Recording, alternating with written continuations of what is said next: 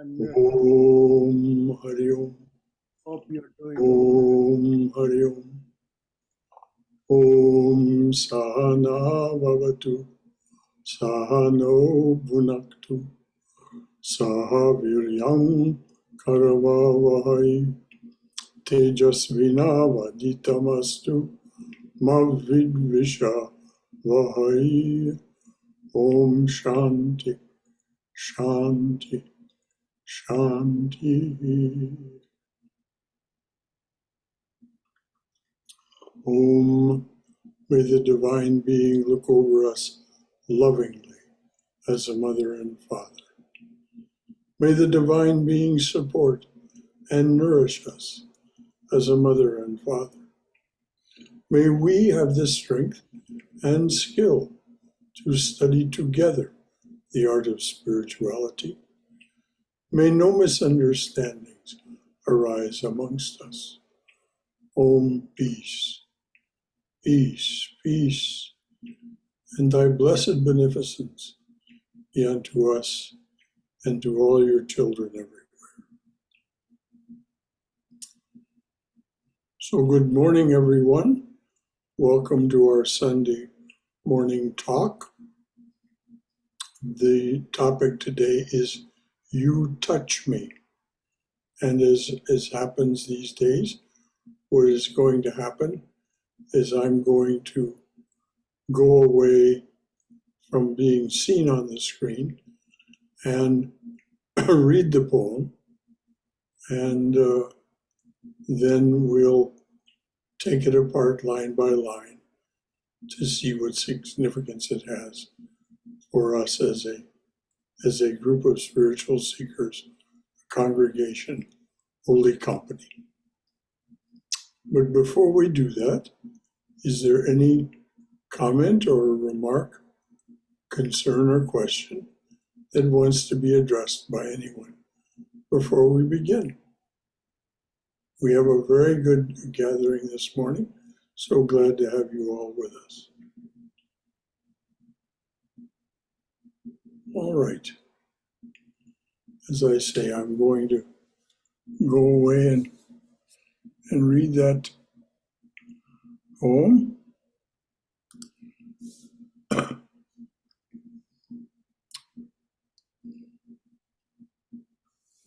You touch me. You touch me with the sound of your voice. You touch me with the sound of your voice. You touch me with your strong, caring hands. You reach into me with your unspoken knowing, with your love. All of this is returned in full with my purest of hearts. We're never all that far apart, no matter the distance between us. We reach toward one another as that sacred do-si-do you imagined so long ago. The mother laughing and dancing hand in hands with the master. The mother dancing hands in hands with the master. So I'll read it again. And of course, the idea, you, the divine being, touch me, the divine being. You touch me. You touch me with the sound of your voice. You touch me with your strong, caring hands. You reach into me with your unspoken knowing, with your love. All this is returned in full with my purest of hearts. We're never all that far apart, no matter the distance between us.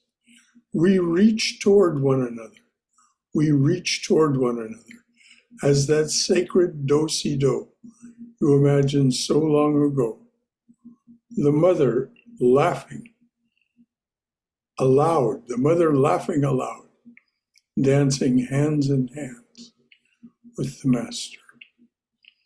Now, for those of you who don't know, A do-si-do is a square dance move in which the partners of the moment, as you probably know in square dance, you change partners.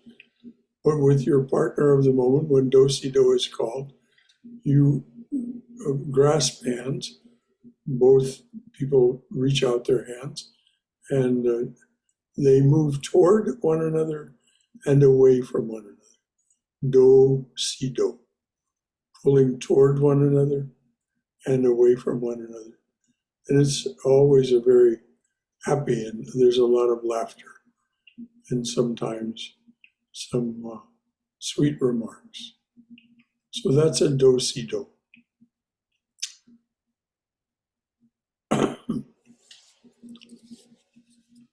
Before we go on to take this apart piece by piece, is there anything from anyone that they would like to say about this or anything else? Who is the composer? Say it again. Who composed the poem? I wrote the poem, dear. That is to say, as we know, the divine being does everything, but I was the instrument for typing that poem. That's great. Thank you, dear. Wonderful, Brother Shankara. Anything else from anyone?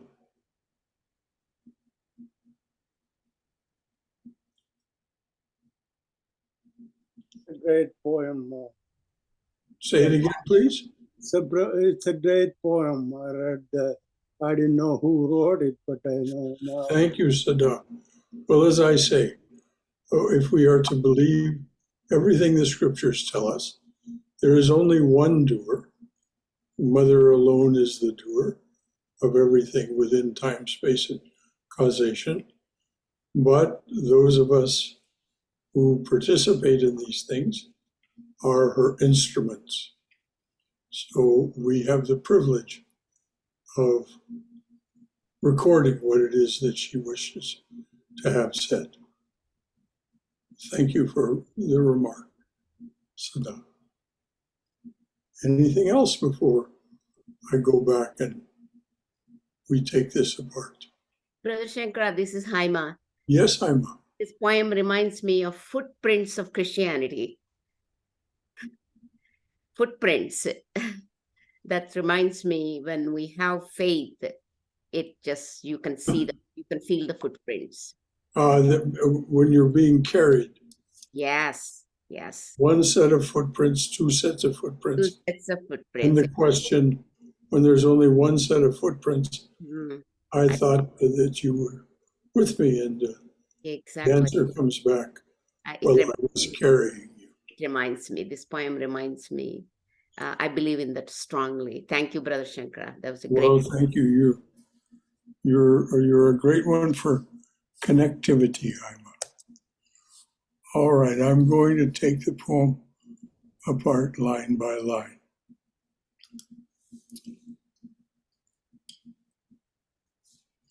You touch me with the sound of your voice.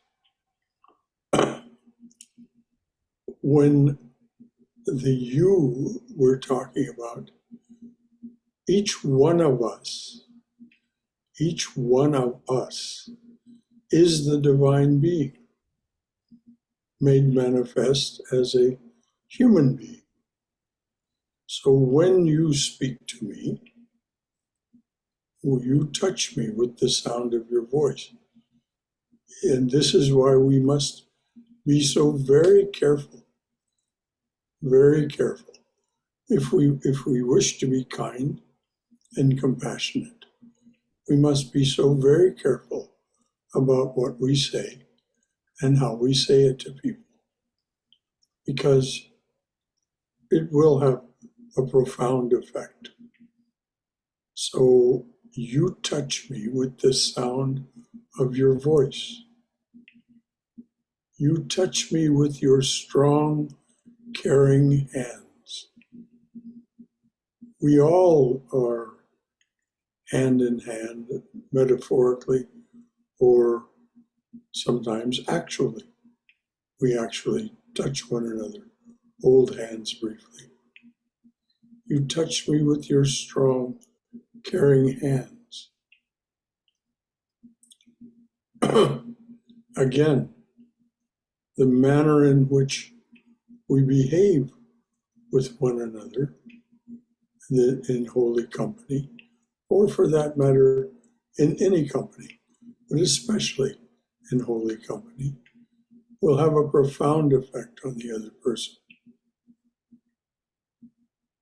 These effects may not be readily apparent in the moment, but they will definitely become apparent as time goes on.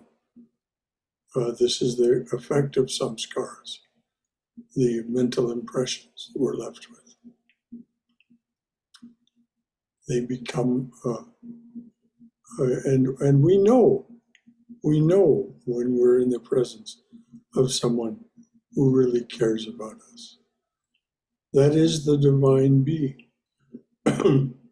looking over us lovingly as a mother and father, supporting and nourishing us as a mother and father. You reach into me with your unspoken knowing.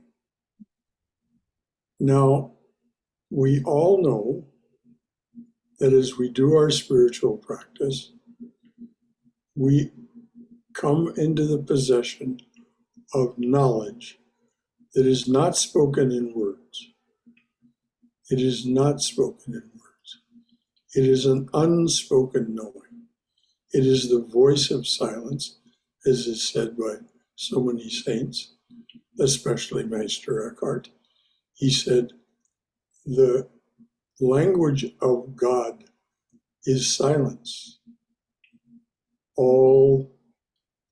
The speech of God is silence. All language is but a poor translation.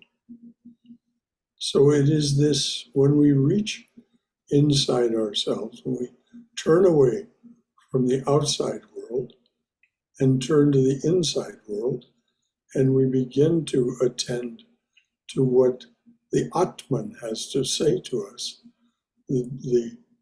And I mean, it does say things. This is Saguna Atman. This is Atman with attributes. It will say things to us, but it's not in words. And if we're asked, what did you learn? We can only gesture to it. We can't put it into words either.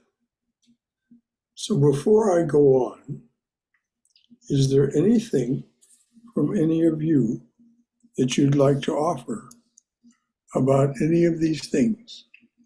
You touch me with the sound of your voice. You touch me with your strong, caring hands. You reach into me with your unspoken knowing, with your love. All this is returned with the purest of hearts. Anything at all from anyone? I'll make a comment. Please. I think that love is always available, and the reason that we don't experience it is because we're not open to it. We're not able to receive it. And if that can be for a lot of different reasons too. Part of which I think is that we feel unworthy. And I had an elder relative who used to say, he would say, I find loving people and giving love very easy, but I can't accept it. I have trouble receiving it. And I never really bought that because if you can't receive love, I don't think you can really fully give it. I agree. But I also think that it is everywhere. I mean, if you're open to it and receptive to it, you can have that exchange with people you just met, or a cicada that's sitting in your hand, or a tree. I mean, anything. It's everywhere. Yeah. Well, I agree with you entirely. And I know that you performed last night at Lena's place. And I'm sure you experienced this in great measure. You offered your love through your performance, and it was returned to you. Of course, the outward expression is the applause, but beneath the applause is something much more profound. And so, and you mentioned the cicada. The cicada, after you rescued that cicada from the spider web, cleaned it all up, it didn't just immediately fly away. It stayed on your hand for a while and may have even returned the next day. It's unusual to find a cicada flying around your yard. So, yes, and this is what is meant by the next line. This is returned in full with my purest of hearts. When we receive this love and we do understand, not understand intellectually, but understand with our heart what it is we're receiving, we can return it in full with your purest of heart. Because it is the purest, the purity of your heart that is feeling the love and returns it. It isn't a reflection. It isn't as if you're reflecting it back like a mirror. It is being generated and directed toward you, and you generate it and direct it back toward the other or others. Because in spite of what Ramana Maharshi said, we do have the sense that there are others. By that I mean, Ramana Maharshi was once in the company of some people that they had a spokesperson. And the spokesperson said to the master, well, master, if I attain this state of being that you're talking about, what about the others? And he gestured to the people that he'd come with. And Ramana Maharishi said, there are no others. Well, of course, in one sense, this is true. There's only the divine being undifferentiated and in unity. But that certainly is not our experience this morning, is it? I mean, there's just a screen full of people here. Each of us is a loving, caring individual. Otherwise, why would we be here this morning? So thank you, Cindy, very much for what you said. And I affirm it with all my being. It is exactly as you said. Is there anything else that anyone would like to say or add, or something from your own perspective? Brother? Yes.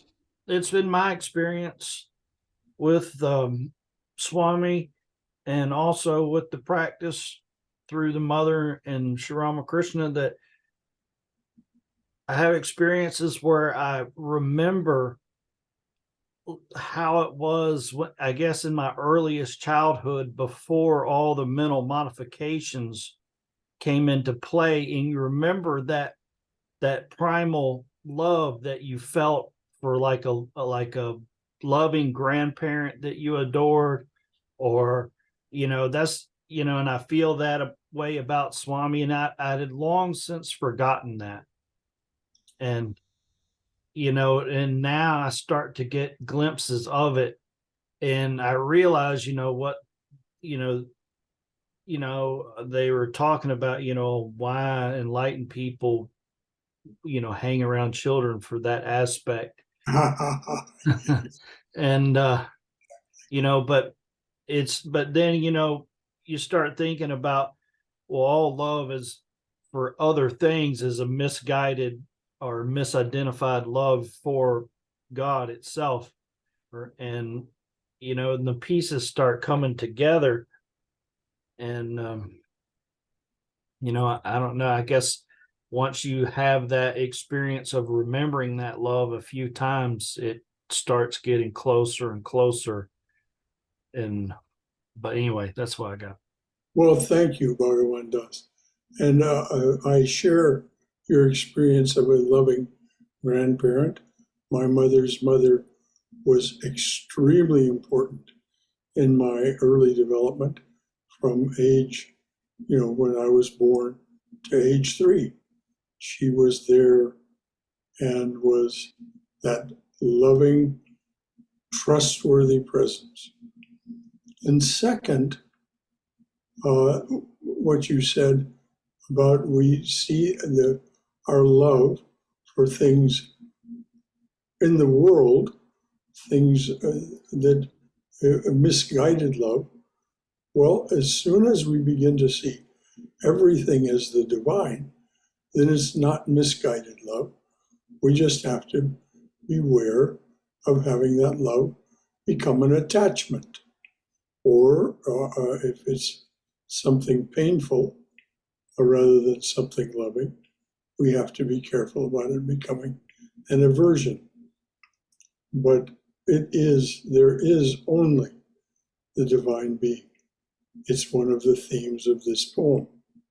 There is only that, no matter how it reaches out and touches us.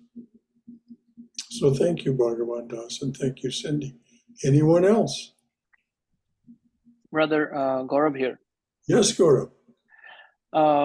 Yeah, the thing is, I'm trying to understand this experience. Like, more you pursue in the spiritual path, if you are being touched, if you feel like you're being touched, you would feel that life has got a lot more to offer than just an 8 to 5 job, raising kids, family stuff. Means there's this yearning for there is something so much bigger, which is some kind of an infinite, which tends to pull you towards it, and that the answer is only within us or something. That's exactly true. That's exactly true what you said. You do feel this pull, and when you begin to understand where it arises, which is within us, though it does then inflect our entire so-called worldly life, it arises from within. And that's why I say that line, this is returned in full with my purest of hearts. It's received in the heart and returned from the heart. But you're absolutely right. This then changes our attitude toward the 9 to 5, toward the raising of children, all of that. If we can begin to see everything we're interacting with as the divine being, it transforms utterly our relationship with it, which is what the second stanza of this poem is about. Thank you, brother. Yeah, pranams, Dr. Brother Shankara, pranam. I'm a novice here. So my question is very novice, so pardon me for that. But still, I'm asking that if that love is coming from, divinity or the Ishta Devata, how I feel it, how I can realize it.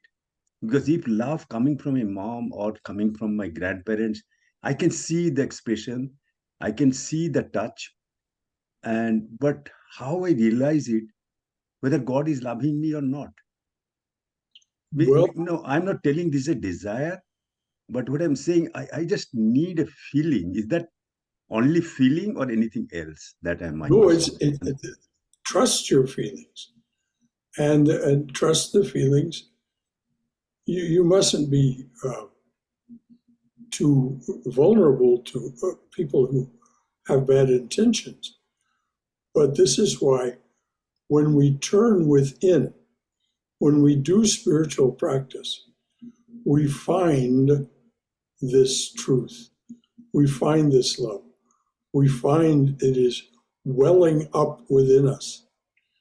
So then it's easy for us, or easier for us, to identify people who are pretending to love us or because they have some ulterior motive.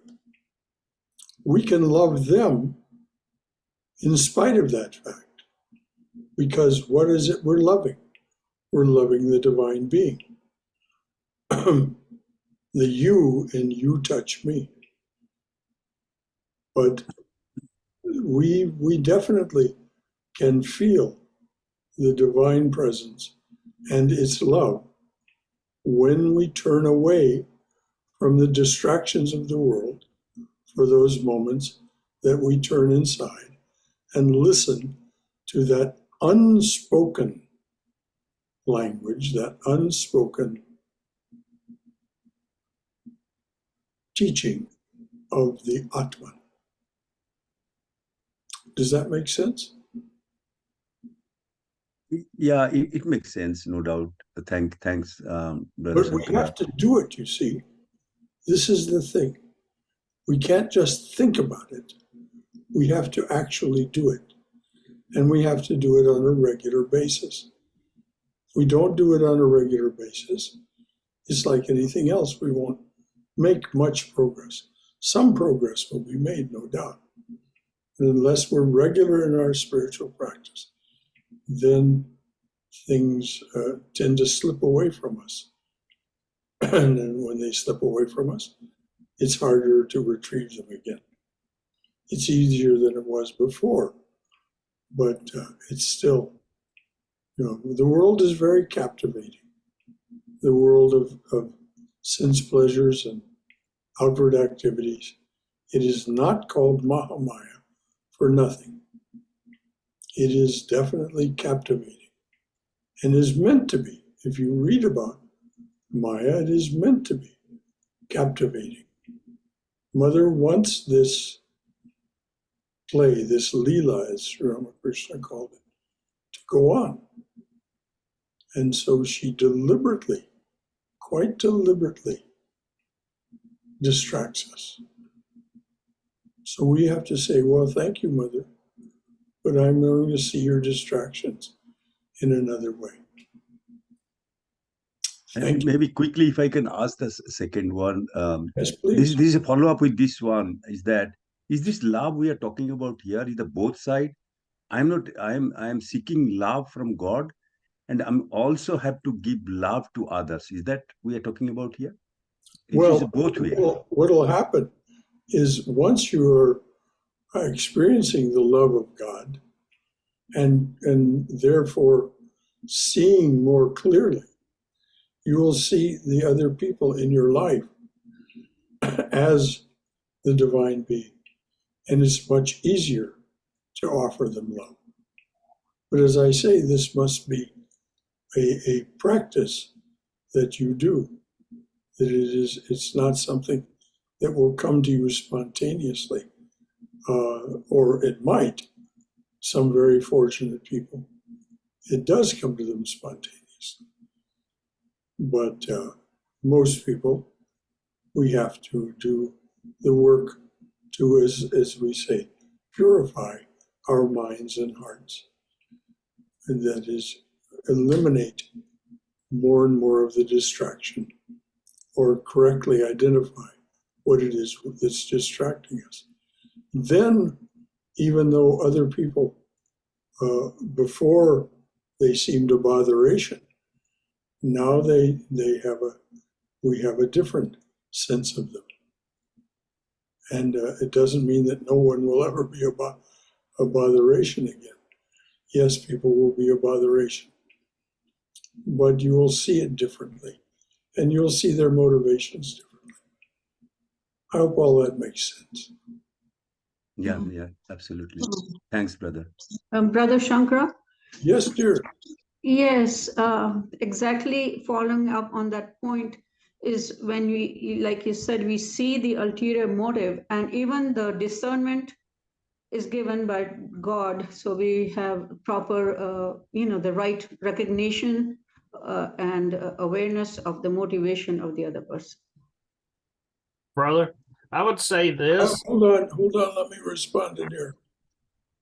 Nira, the thing about the discernment is when we see what it is that we're dealing with, then we can see that this other person, though they may have even wicked motives, what they're doing is seeking happiness and freedom from limitation. So we can love them for that. Swami Vivekananda is very explicit about it. We do not have to let them take advantage of us, but we can love them for the fact that it, and as with the word misguided was used earlier, in their misguided way, they are seeking freedom from limitation and happiness, which is what we're all seeking. Now, Bhagavan Das, I think it was. Yeah, I would say that, what really had a breakthrough for me is I paid attention to the conditions that I was placing on love. And and then you have to one by one pry those conditions off of it at the level of the mind.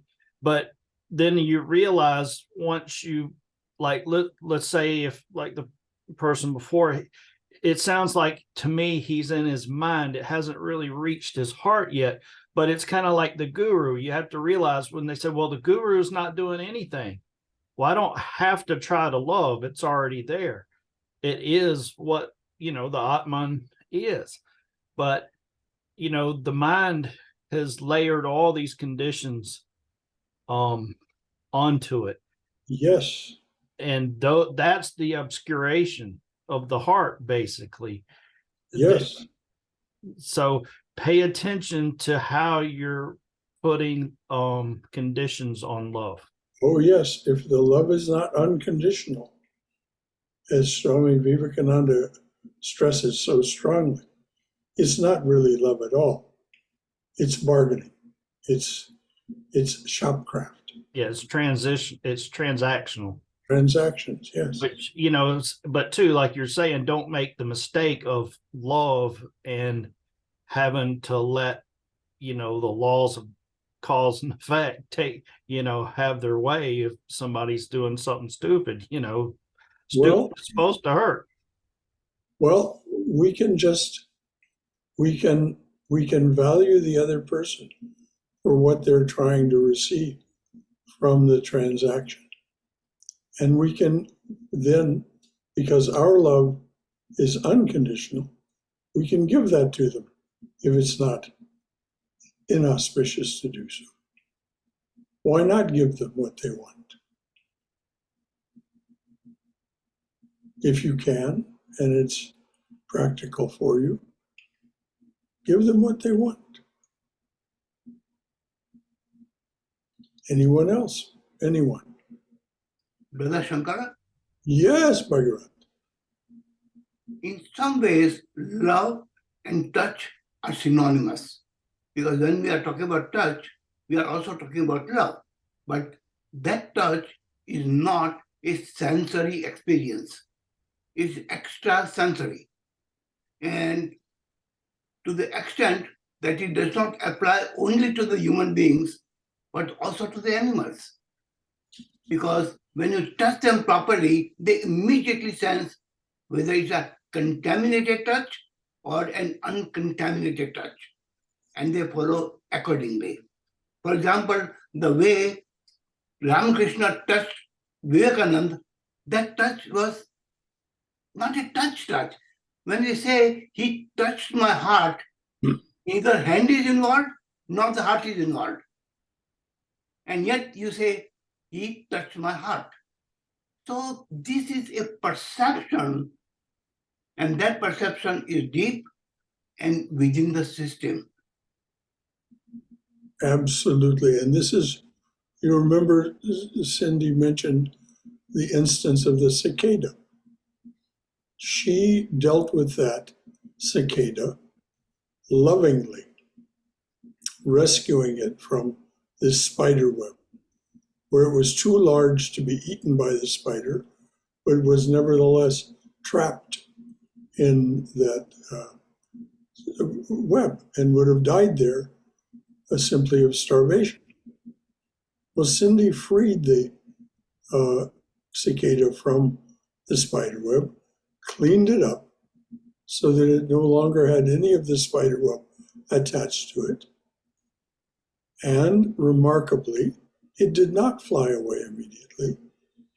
It crawled around on her hand, relating to her, and I suspect in its cicada way, marveling at the fact that this act of the heart of St. Francis of Assisi had touched it.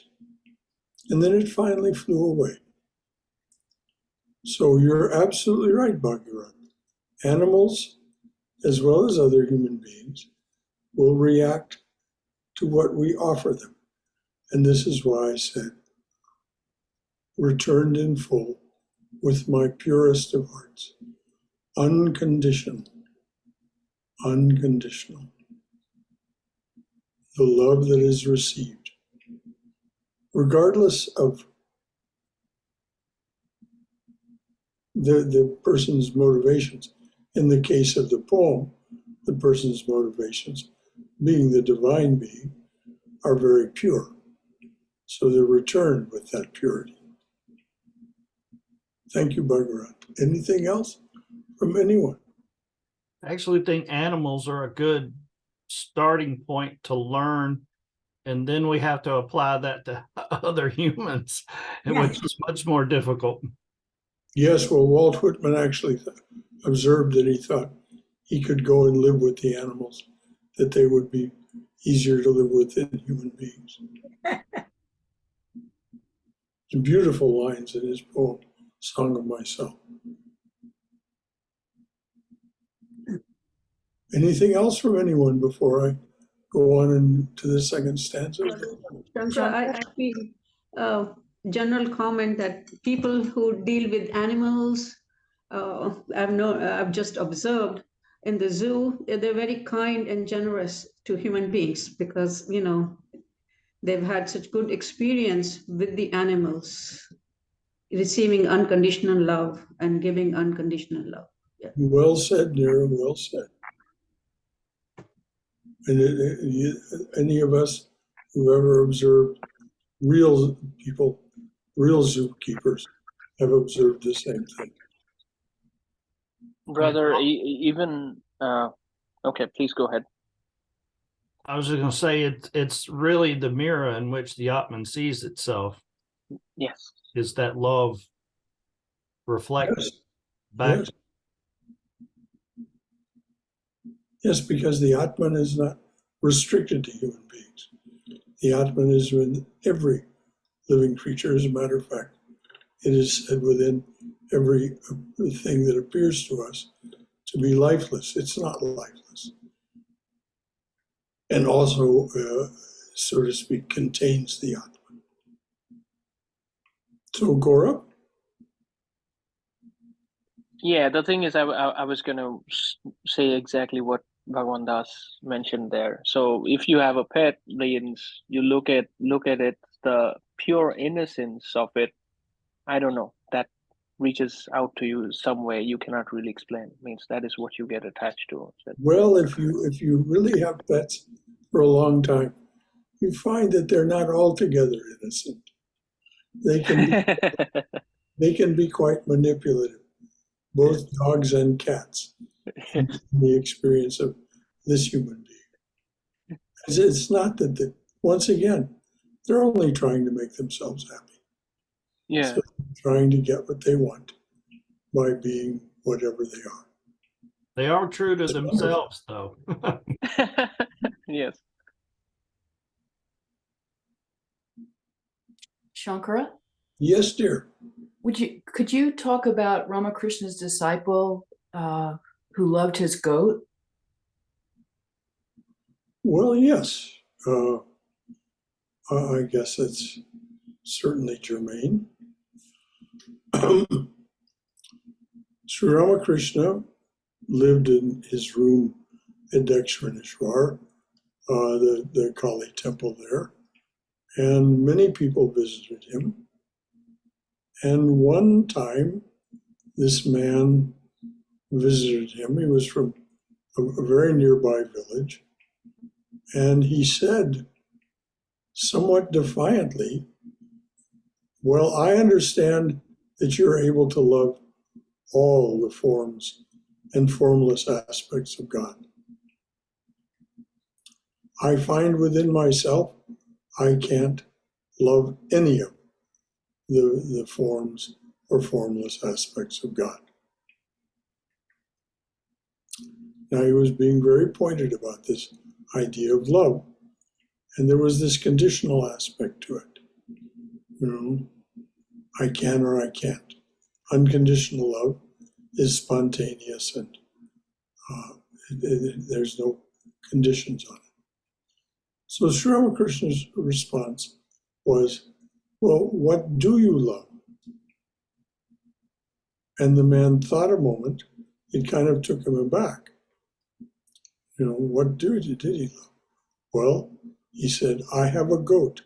I raised it from a tiny kid, and I love my goat.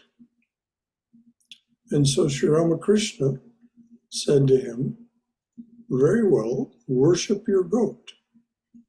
Love your goat, very in the formal sense of worship. The man understood what was being asked of him, and he went away. And the story goes that he came back 3 years later with tears running down his cheeks. He said to Sri Ramakrishna, now I understand. What did he understand? That the divine being had taken the form of the goat. So he did love the form of the divine being. He just had misunderstood what it was that he was witnessing and loving. And so this is what he meant by now I understand.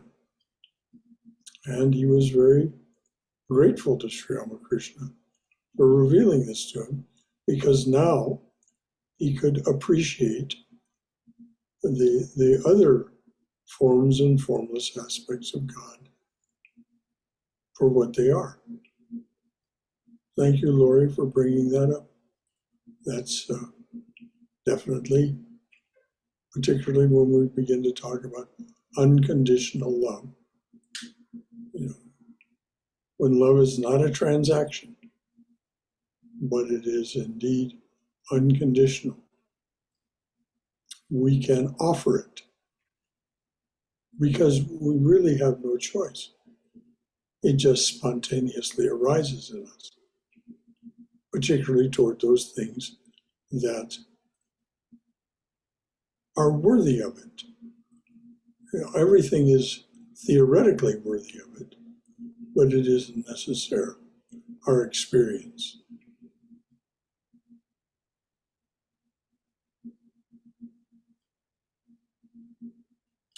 All right, before the hour entirely disappears, I will go back to the second stanza of the poem.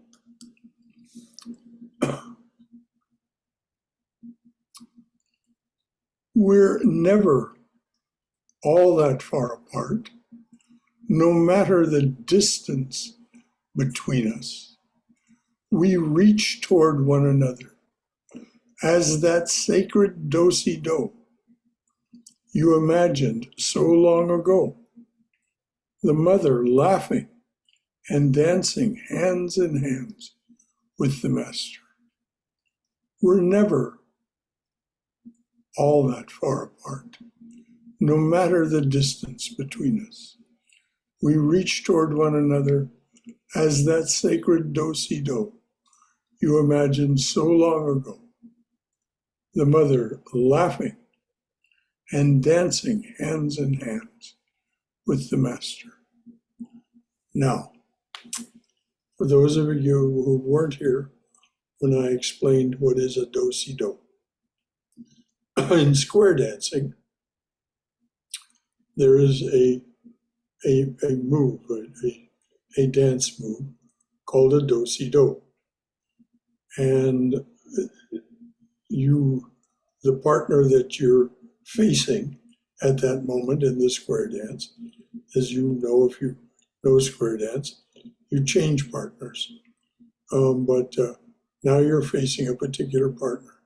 And to do-si-do, you reach both hands toward the other person.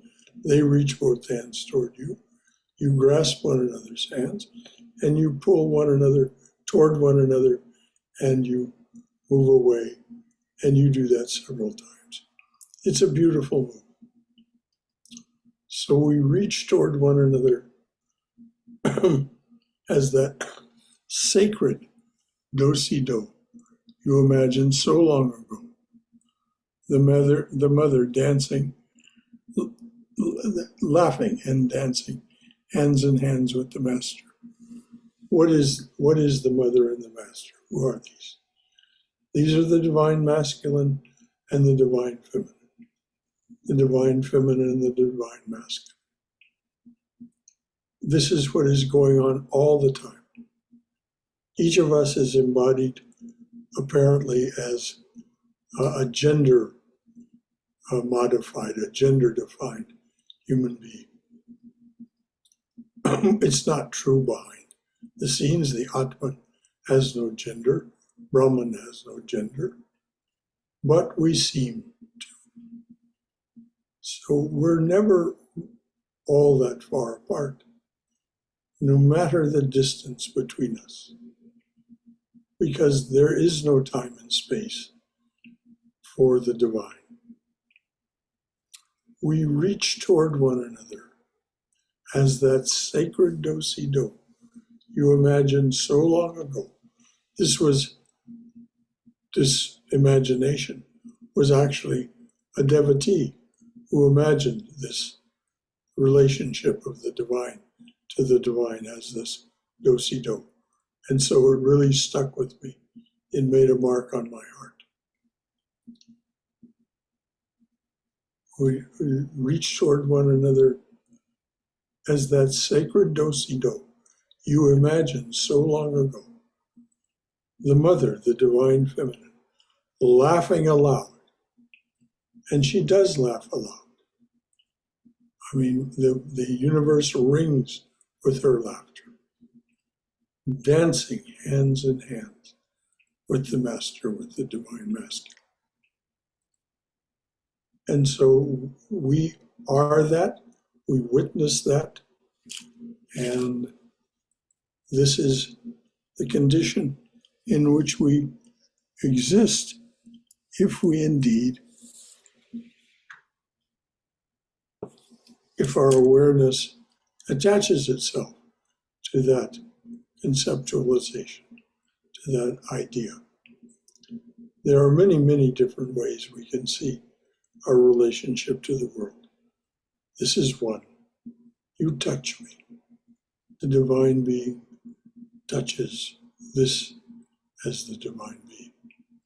And in this case, actually hands in hands, laughing aloud.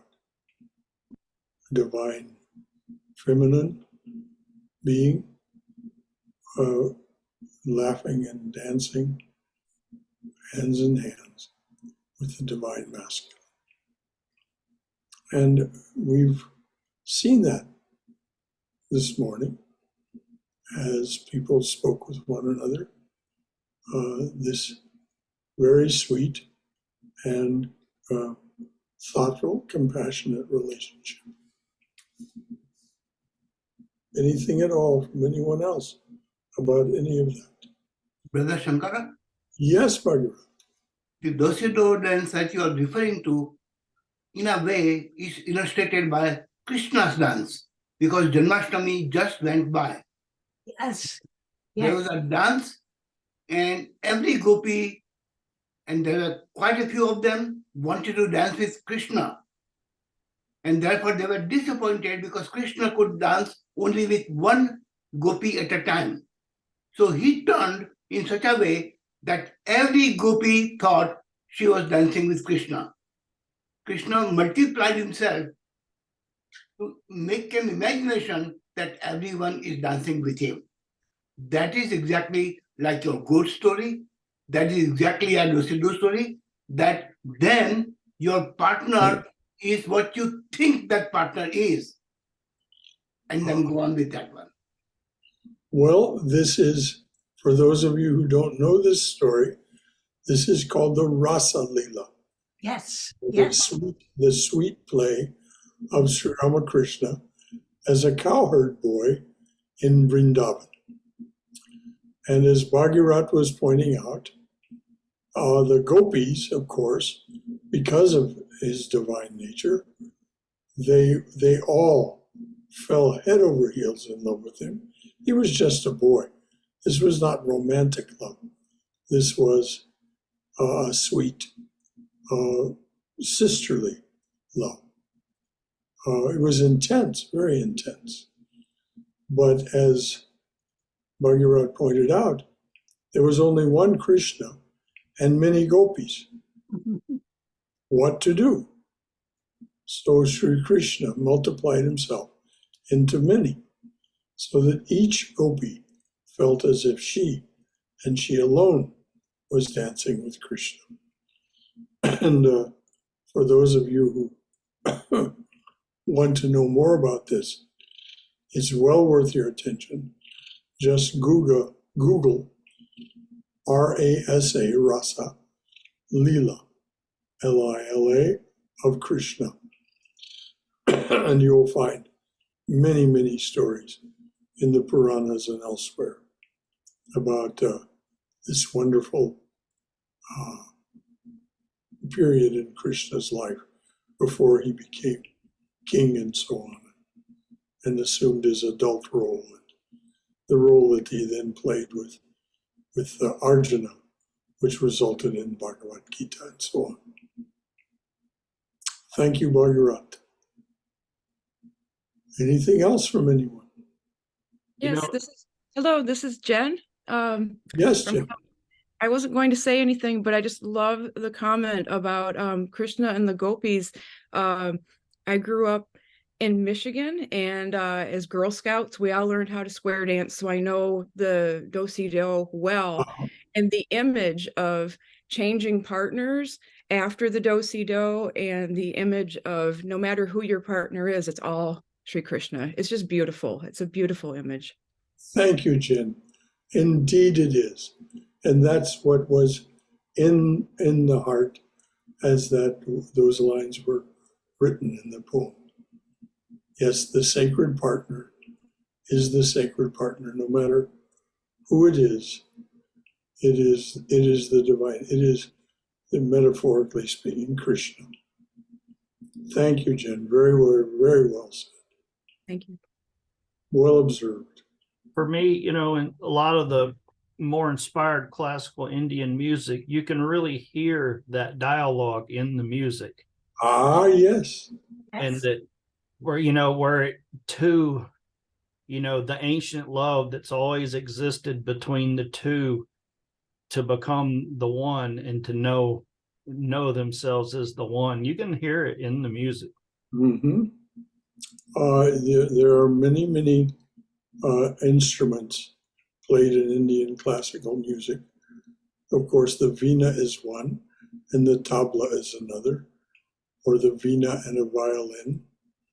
And this conversation that Bhagavan Das, was speaking of, is definitely there. You can hear, particularly if there's a tabla involved, you will hear the tabla. Actually, it actually sounds like a voice speaking. So then the veena or whatever other instrument answers back. and they have this conversation. It always starts with a theme. I've forgotten the Indian word now for the theme, but it starts with a theme, which is announced by the lead instrument. In this case, it would be the veena. And the veena states the theme. And then at some point, the tabla comments on the theme. And it's really quite remarkable.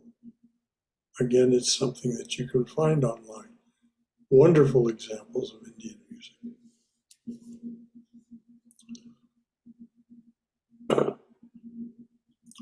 All right, we have just 5 minutes left.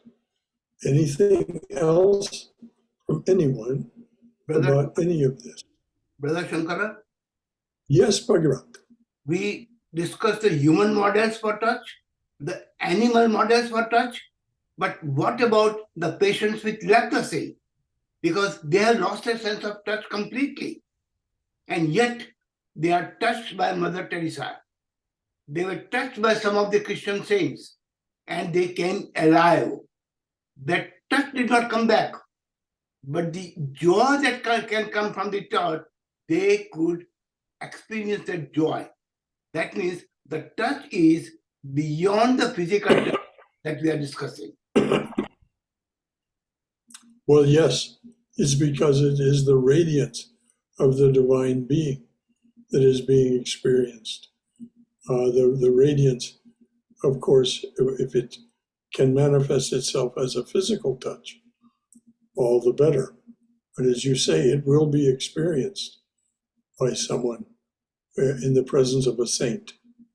There will be this tangible sense of something actually permeating you, coming from that other person. And of course, the spontaneous response is to return it. Thank you, Bhagirath. She had, this is paraphrased, but basically she just said that she saw them all as the divine, even through their distressing disguises, and when, we were talking about that love, once he realized his love for the goat, then you can't help but start to realize that love in more and more beings. And that you come to realize, like, people that are difficult in your life just have a better disguise. Very well said. They just have a better disguise. The divine being disguises itself. Is there any question as we look around us in the world? Most of the people we encounter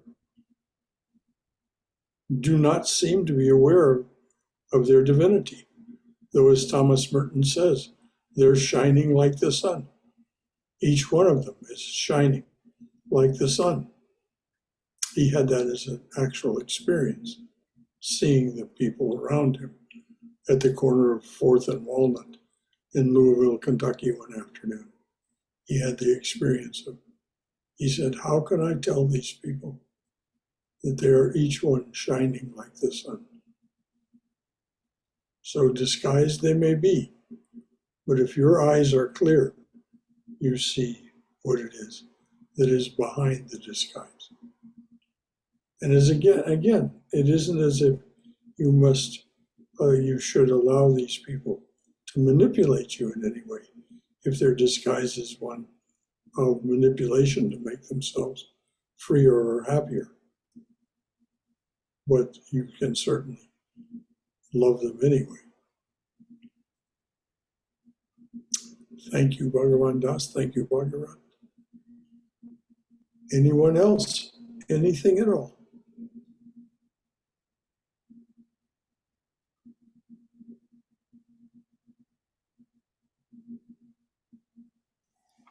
All right, I'm going to read the poem one more time so that that's what's left in our minds. You touch me. You touch me with the sound of your voice. You touch me with your strong, caring hands.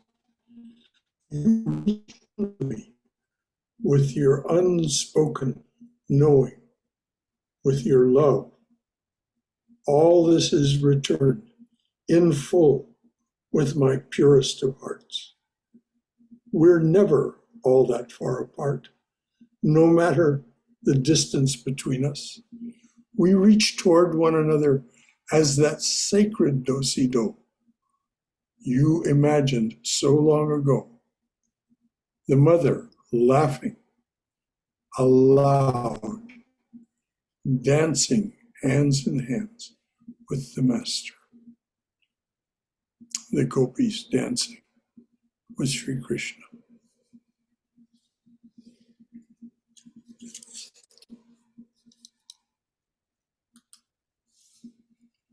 So any final thought from anyone? All right. It's just a little after noon. I have a final thought. Yes, Robert. My thought is the only reason for not loving someone is because you haven't forgiven them for something.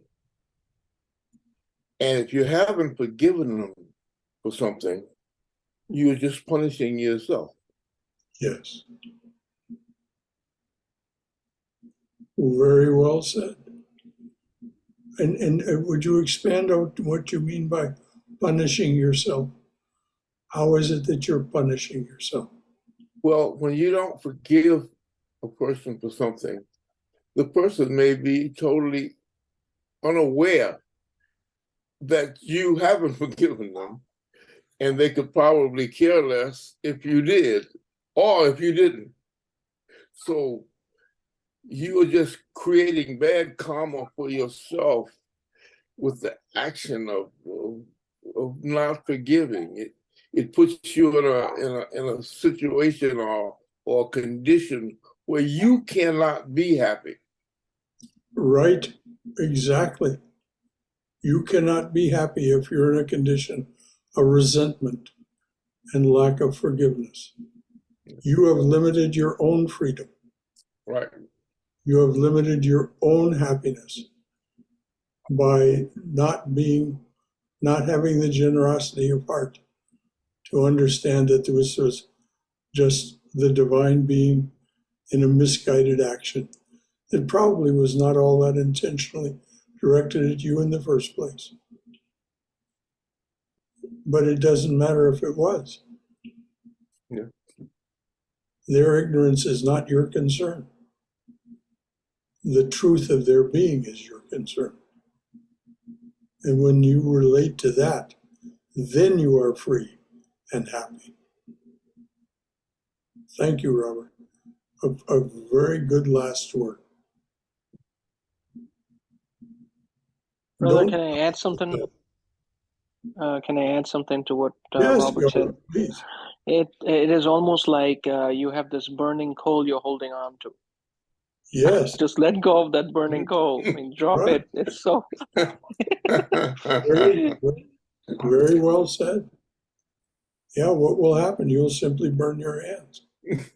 And then feel the pain. I'm holding on to it. Oh my gosh, I'm so mad. No, Jace. You're just ruining yourself, burning your hand. That's a very poetic image. Very nicely said. I don't really know how to express this, but if you're not forgiving them, it's like you're holding on to something that's outside. It's not in the self, and it's not real, so to speak. Well, it certainly has a reality as the hot coal that Gaurav was talking about. Yeah, actually the story is like, imagine a sharp piece of glass in your hand, and the tighter you hold on to it, the harder you squeeze, the more it cuts you, the more it hurts you. But you can just simply open your hand or let it fall out of your hand. Right. It is only the open hand that can receive. The closed hand cannot receive gifts. And of course, the greatest gift is the gift of love. It is only the open hand that can receive. And of course, as you pointed out, if you open your hand, then you'll drop the coal or drop the shard of glass that was cutting you. Well said, Gaurav and Bhagavan. All right.